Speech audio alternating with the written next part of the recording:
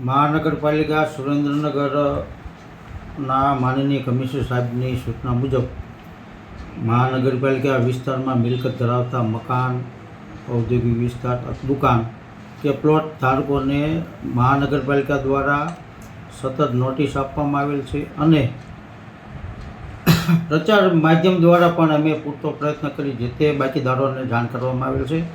એસએમએસથી પણ લોકોને માહિતગાર કરવામાં આવેલ. છતાં અમુક લોકો હજુ પોતાની આળસના કારણે અથવા બેદરકારીના કારણે મહાનગરપાલિકાને નળવેરો, મકાન વેરો કે વ્યવસાય વેરો ભરવામાં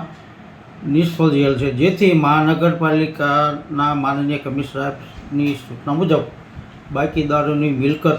સીલ કરવાની કાર્યવાહી હાલ ચાલુ છે અને ગઈકાલે 4 મિલકત ધારકોની મિલકત સીલ કરવામાં આવેલ છે તથા 14 જણાએ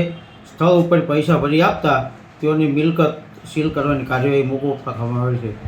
આથી સુરનગર મહાનગરપાલિકા વિસ્તારમાં